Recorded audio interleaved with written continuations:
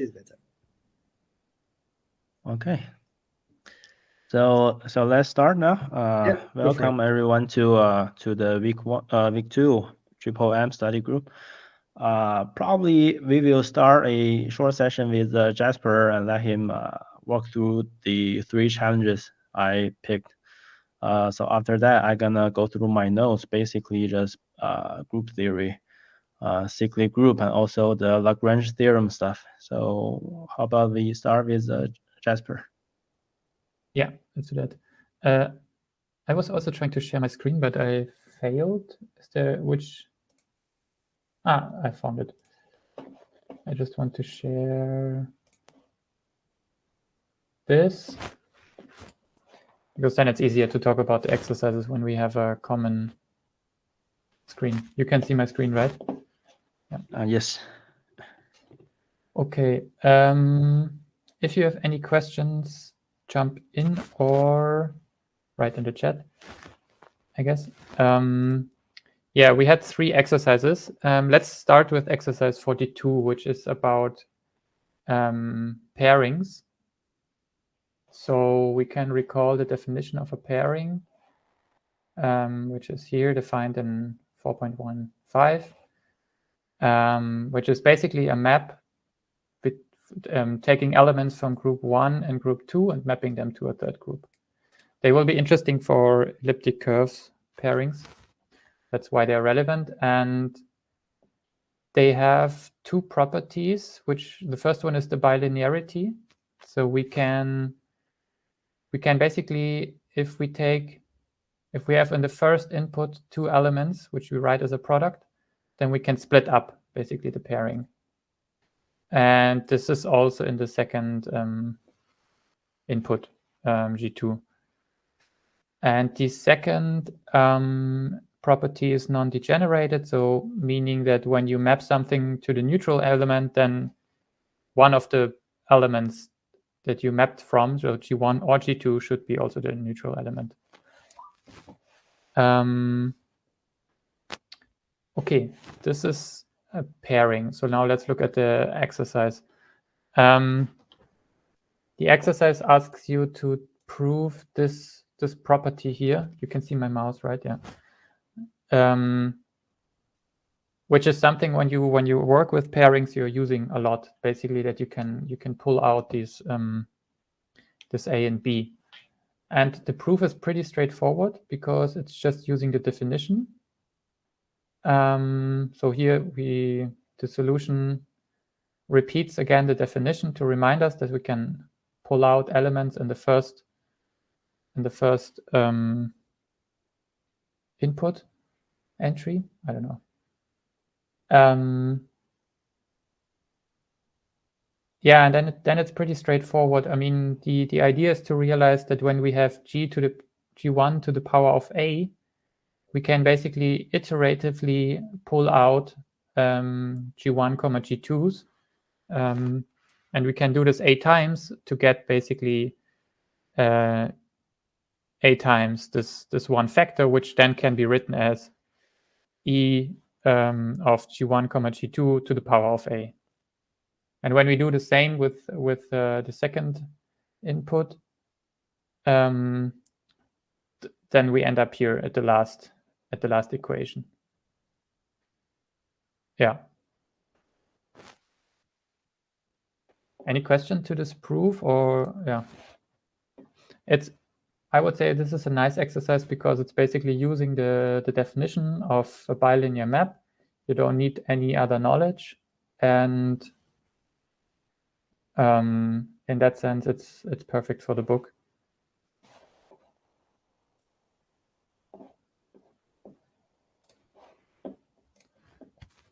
Okay. Yeah, if there are no other questions, let's jump to the other 2 exercises, which was 37 and which one was the? I have 41. Yeah, let's start with 37. Okay. So here we are asked to show that this group set P star with the multiplicative operation is cyclic for P being a prime.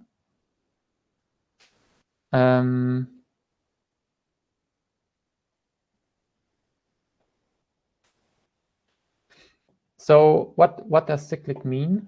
I have here this note, so I can make notes here, easy. So a group G is called cyclic if there exists a G. Oh, this is not what I wanted. It doesn't. Okay, probably I need to do something like this.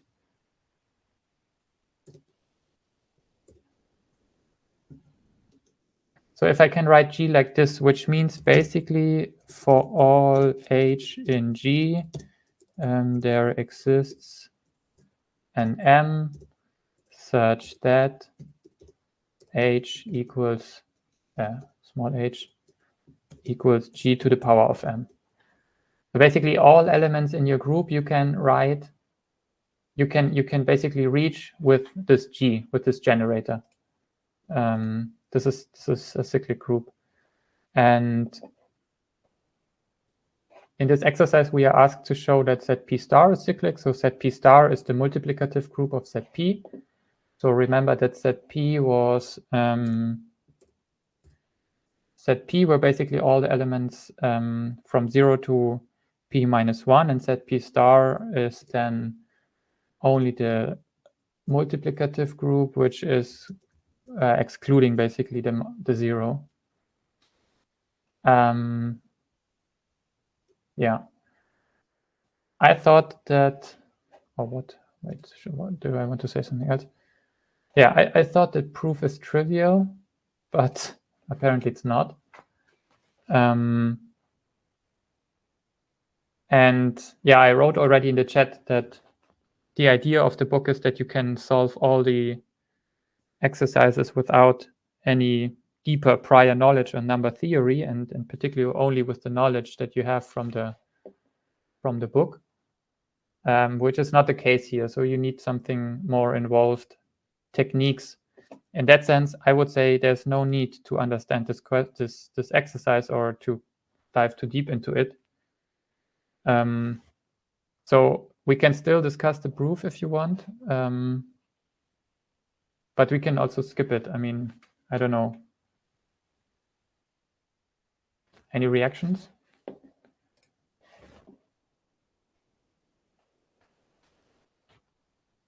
I can quickly go over the proof that I liked best, which is which is from this paper that I found, which has 10 different proofs on it, which is using 2 facts that I find useful to know, but I don't see any use in proving all of these. So maybe we use these facts and prove them with these facts, basically.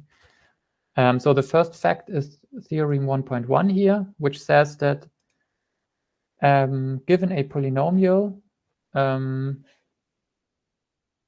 okay.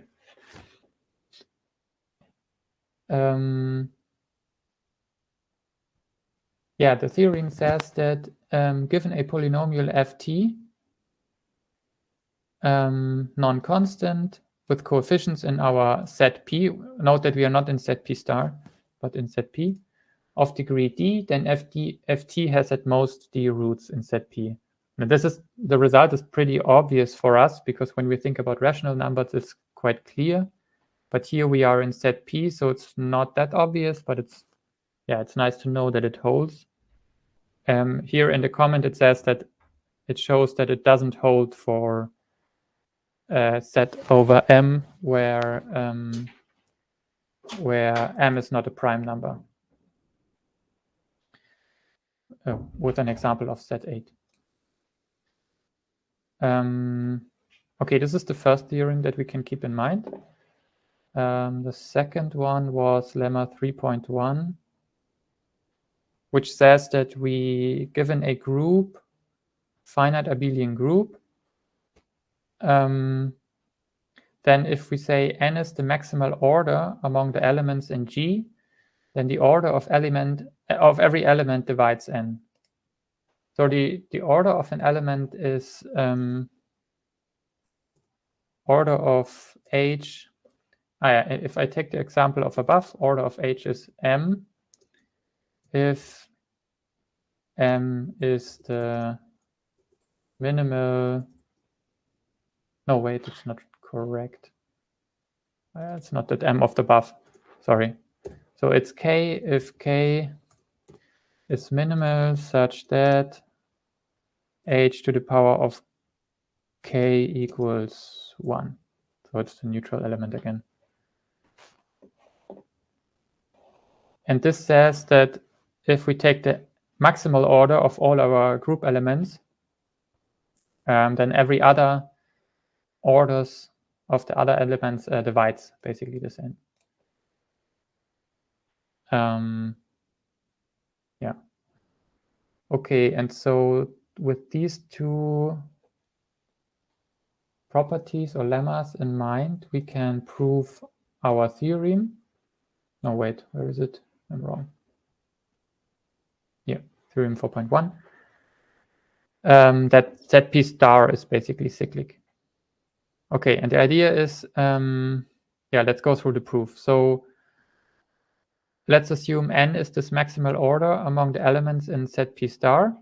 And yeah, we want to show that n equals p minus 1. So that there is actually an element of order p minus 1. I mean, it could be the case that we have that all our elements that we have an order less than p minus 1. I mean, it's obvious that they have to divide p minus 1, but it could be that they are strictly less. And we want to show that it's not the case. So obviously, the maximal order has to be less than p minus 1, because this is the upper bound on the order that we can have. So now we want to show the other inequality. Okay, and it is starting. Yeah, so we can use lemma 3.1. So every a in our set p star satisfies this equation. Why? Because, well, if you know that if the order of a is k, then we know that if a to the power of k is 1 and k divides n, then a to the power of n is also 1. Okay, this is what they use here. So for each a, we know that a to the power of n equals 1. Okay, but now we have a polynomial here, basically. When we rewrite this as x to the power of n minus 1, and this is a polynomial with n solutions in ZP. But we have already seen that we already found that all our elements in ZP star are basically solutions to this equation. So what we can get from this is that n has to be larger than p minus 1, or larger or equal, which is then implying the equality. Okay, any questions? Okay, Jasper, I have a question. Yeah. So I think by Lagrange theorem, Zima PZ is cyclic, right? It's like a corollary. Zima PZ should be cyclic. By Lagrange theorem, can you remind me what Yes. that exactly was? Lagrange is any subgroup of a group G. The order of the subgroup divides the order of the group. A corollary of that is a oh wait, I'm confused. I'm very confused. Wait, let me quickly. I mean, there's some way to prove Zima PZ is cyclic, I think. Yeah, probably. You can use Right? Lagrange theorems for sure. And so Zima PZ star is a subgroup of that. So by theorem, cyclic subgroup of a cyclic group is still cyclic. I don't think it's so straightforward. I also thought that you can use something that like the problem is that we have p-1 elements in this group, right? Yeah. And we know that every subgroup of this group is dividing p-1, right? This is what Lagrange theorem tells us, I think. Yeah. Yeah, but this doesn't tell you that there is an element that has order p-1, right? May I join? Yeah.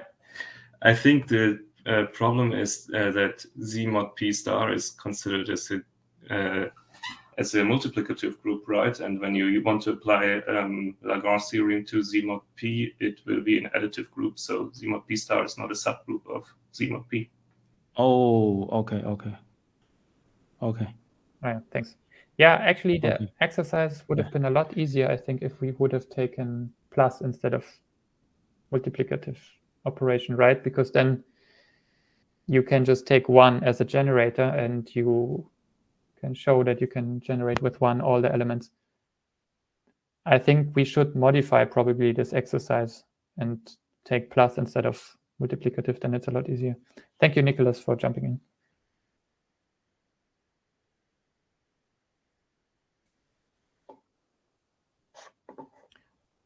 Okay. Other remarks, questions, or?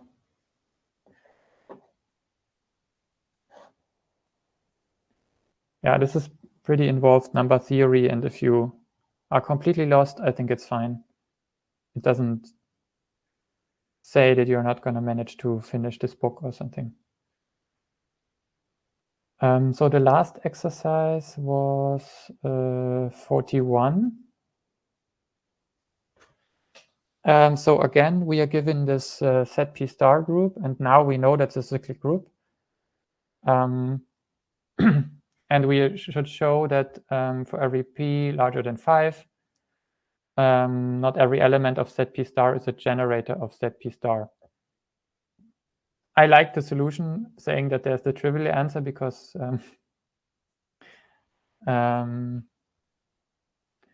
yeah, exactly. So the obvious answer is to say there is an element which is 1, which is not a generator of the group, because when you take 1 times 1, you have 1 again, so you cannot get away from 1, basically. Yeah.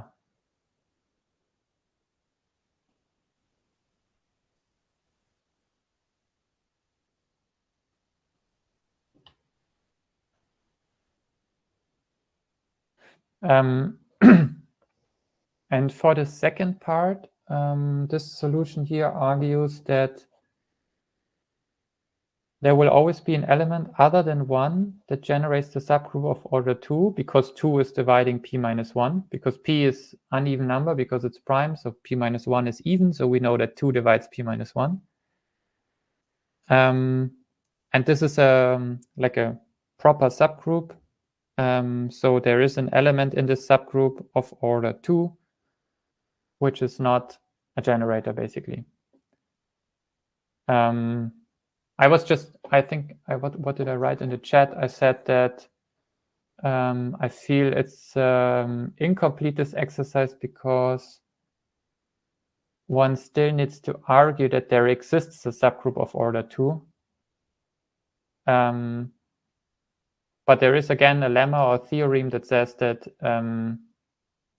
for every d dividing p-1, we have exactly phi d elements of order d, and phi d is non-zero for 2, so we have a subgroup. Of course, that's not a nice solution because it again needs again some prior knowledge. So this is why I like the solution of the 1 a lot, because it gives you an easy solution to understand. Okay. Are there any questions to? Okay, someone says that there's probably as I recall, the last exercise could be also used in reverse. Yeah, to prove them. I think to this exercise 37, there are a lot of solutions.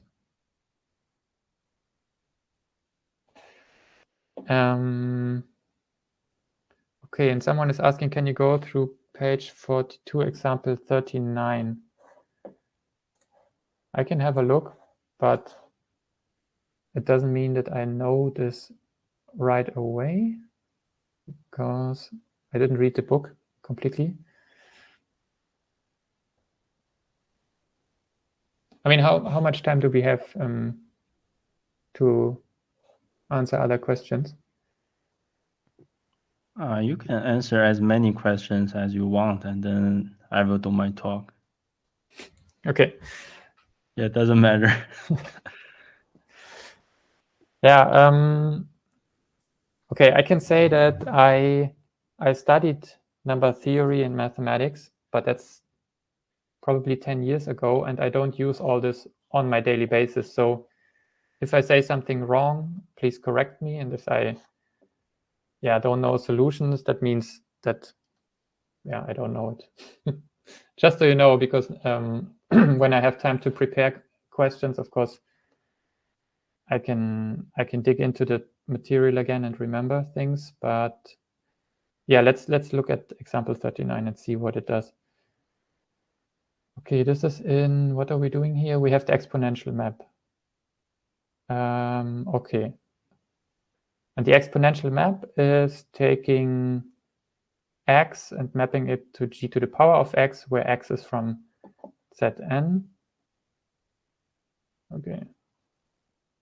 Then we have the base g discrete logarithm map, which is basically the inverse.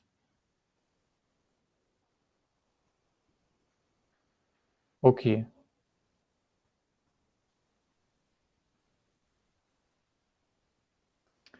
Okay, we are supposed to consider the exponential map 3 from example 38. Its inverse is the discrete logarithm to the base 3 given by the map below. In contrast to the exponential map, we have now a way to actually compute this map other than by trying on until we find the correct one. Do you have any specific question to this example?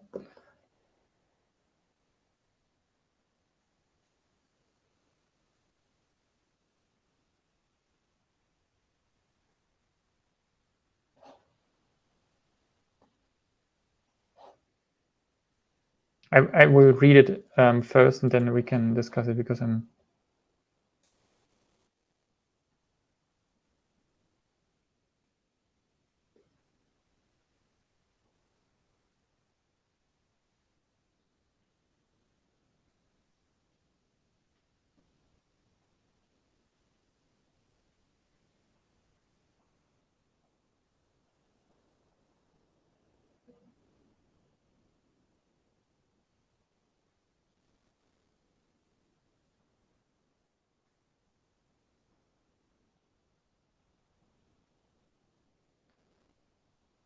okay. I mean, what we are doing here is basically trying to find out how log3 is actually mapping elements x to log3 of x. And the problem is that there is no way to calculate this, which is why this is a hard problem. And what we are doing here is basically to find out how this map basically behaves. So how it, for example, what it does to 4 is just write down all possibilities. So our exponent is in Z4.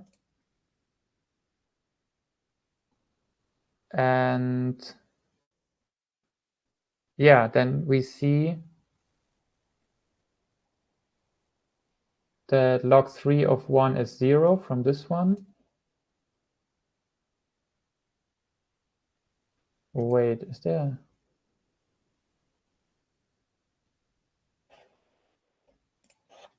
Is there a mistake here in the exercise, or no, shouldn't be.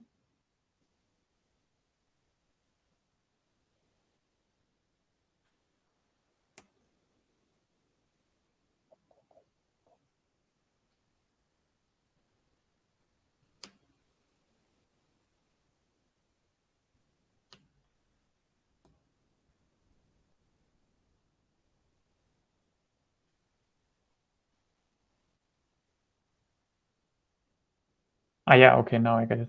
Sorry. Okay, yeah. So if, for example, our 4 is 2 because 3 to the power of 2 is 4, yeah. And yeah, so this would be the solution that was asked here. I don't know, is there an explicit question to this?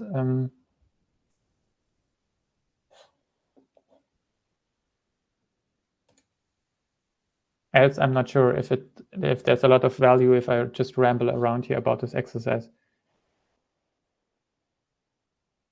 Okay, no explicit question. Then I think Xingyang, you answered this question in the chat, right? About exercise 44. Yeah, he's asking a Sage problem. I think just Google the doc or read that book, I think. Yeah, because we don't have idea to solve that exercise right now, because like when we do Sage, we also Google the doc. So yeah. So you have to read that. Yeah, I'm also not a Sage expert, but yeah, I don't remember anything from Sage. I had to Google the function names. Yeah, me too. Okay, great, Victor. If I was able to answer your problems. Okay, any other questions or?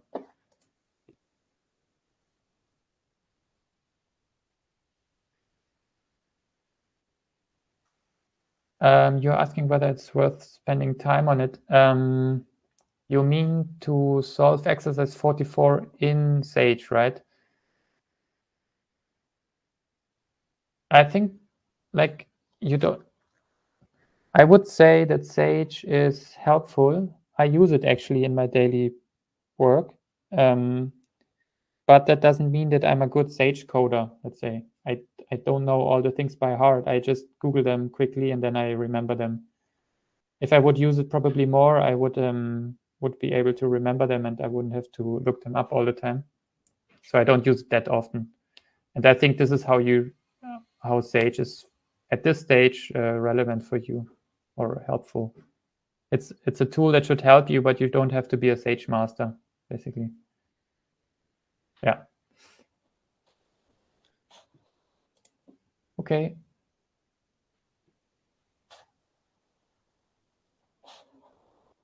Guess. Okay, I think there's no more question. Thanks, Jasper, for answering those questions. I think I'm gonna continue and do my math talk. Cool. I will drop off and see you next week. Okay. Yeah. Okay. See you next week. Bye. Yeah, I think next week is Anna, right? No, actually, I will do this whole chapter algebra because you will do. Okay, Yeah. okay. Nice. Yeah, nice. we have Anna and me have different like knowledge levels, and she has more in-depth knowledge of the later chapters of the MoonMath she's gonna do the elliptic curves. Yeah, probably, but also the, I don't know, circuit compilers and so on. I still need to read the full book. So maybe I was hoping to manage that in parallel to you, but at the moment my auditing work is too much, so I don't. Yeah, me too, man. Yeah. Yeah. Yeah, let's see. But next week probably I will be there. Yeah. Okay. Okay. Bye.